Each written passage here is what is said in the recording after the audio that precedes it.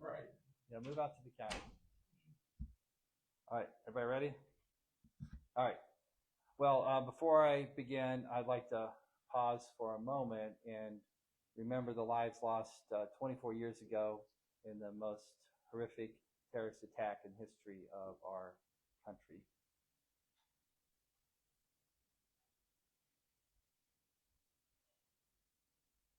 These were unimaginable acts that have changed our country forever. And from that horrific moment 2 decades ago, we came together, lifting each other up through our most difficult time, most difficult and challenging time. But sadly, the violence in our country continues. And we saw that yesterday with the murder of Charlie Kirk. Political violence is never acceptable, and it's never the appropriate response. We need to remember that compromise is not a four-letter word, and that we need to be creating a country that has an opportunity for everyone to be successful. So thank you for coming out today to hear an update of the St. Louis County Senior Property Tax Freeze program, which is winding down its first year. The Department of Revenue has received over 81,000 applications since the Senior Property Tax Freeze application process ended on June 30th. Since then, the revenue team has been pouring through those applications, and they have discovered 5,800 duplicates and about 11,800 incomplete applications. And the seniors with incomplete applications have been notified by email, or they've been called on the phone, depending on what contact information they left with us when they completed their application. We want to make sure everyone gets a complete application, so everyone eligible for the program can receive the benefit. And that's why we've asked you here today to help us get the message out. We know that seniors don't always check their email, especially when it's from an unknown email address. And we know they don't always answer the phone, but they do watch TV, they do read the newspaper, and they do listen to the radio. So Monday, our Department of Revenue will begin inviting seniors with incomplete application to come into one of our offices and get their application complete. The offices will be open from 8 in the morning until 4:30 in the afternoon. Sometimes a missing component of the application can be as simple as missing a document, or perhaps the scan wasn't readable, or it's missing a signature to attest that all the information is accurate and complete. Before coming into one of our 4 offices, we ask that you, again, check your email for a notice from the county, and the email address will be Senior Property Tax Freeze at stlewiscountymo.gov. That's Senior Tax Freeze at stlewiscountymo.gov. Please check your spam email box. Sometimes it does not always go to the proper place. You can also check your status online at our webpage, stlewiscountymo.gov. You can go to that webpage, to our homepage, and click the button that says Senior Property Tax Freeze. And that will take you to the Senior Property Tax Freeze page, where you can type in your name and search for the status of your application. You're looking for status of my application. It will tell you if your application is complete or if any information is missing, like a missing document or a missing signature. Walk-ins will be welcome to help with your application at any of our 4 offices. The North County office is 715 Northwest Plaza Drive in St. Anne. The West County office is 70 Clarkson Wilson Center, and the West County office is in Chesterfield. And the South County Government Center is 4554 Lee May Ferry Road. 4554 Lee May Ferry Road. We do have staff here in Clayton, but we advise our residents to visit one of the other 3 offices. They have more capacity, and it will be easier for you to receive help. During the application process, we've been in close contact with our county council members, and they've given us feedback from their conversations, and we've learned that seniors are more used to seeing reminders through the mail than email or phone calls. And with that in mind, the Department of Revenue will send a postcard out next week to seniors with incomplete applications. So we ask you to watch for that. If you have an incomplete application in your system, in our system, you'll get a postcard that reminds you to complete your application.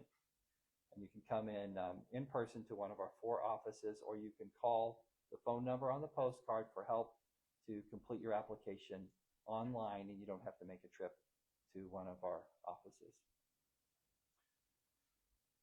Applications need to be complete, and we need seniors to complete their applications by September 30th to have 2024 as your property tax freeze base year. We want everyone who has applied and eligible for this program to have a completed application. We want them to meet this deadline so they can get the proper change on their tax bill. Tax bills will be sent out after September 30th, and for those who have a completed application, your tax bill will reflect your property tax rate frozen at the 2024 level. Beginning November 1st, the application will open for the next tax year. The department will use the time in October to be retooling the software, changing the application process, loading up the new software, so the application process for next year will be much easier.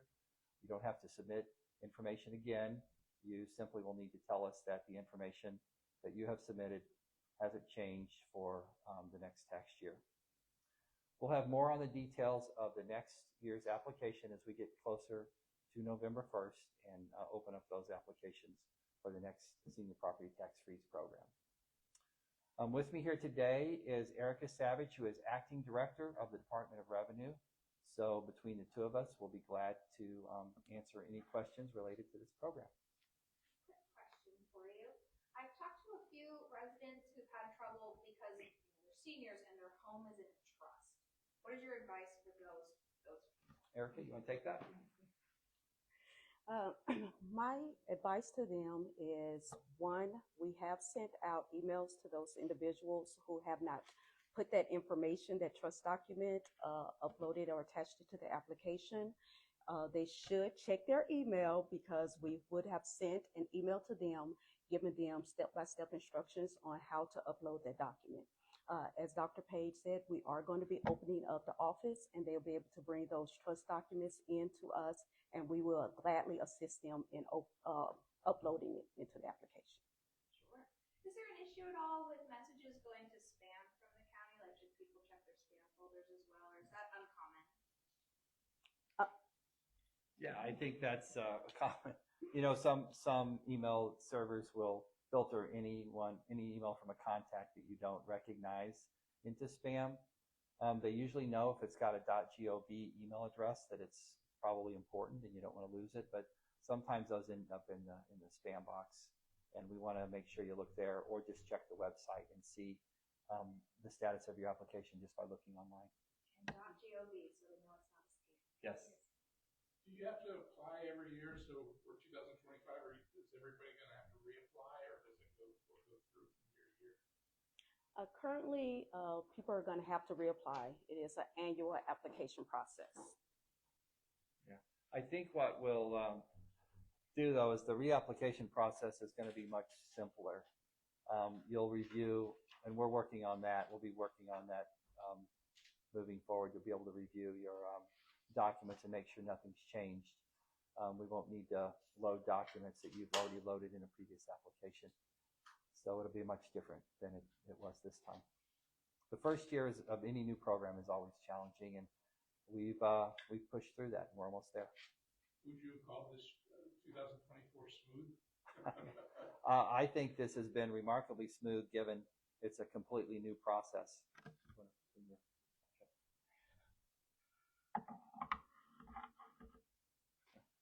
I think, you know, we have limited resources in county government. We're starting up a new program on a very tight timeline, and asking our residents to provide information to us that they've never done before. and we have 81,000 applications. So a lot of people figured out how to do it. We had a concierge service for anyone who wanted to come into the county government building and have us help them with it. Just so I have the right numbers, a senior 65 and over, 55 and over? 62.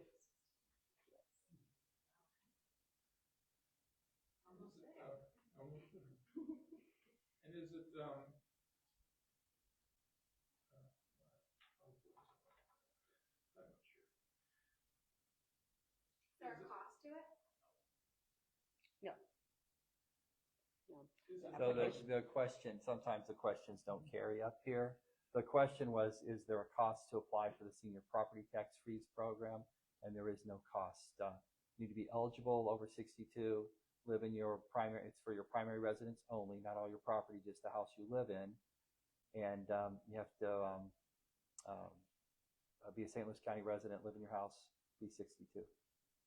Were there other municipalities you guys were able to look at and say, let's do this, and let's do this, and let's do this from each different one, or is this fairly unique? You know how the program compares to others, other counties? I think ours is unique in that it is an online process. The other counties had a paper process. So I think that makes ours a little unique. You know, St. Louis County is essentially a small state, 1 million people. It would be very difficult to do this on paper with our existing resources.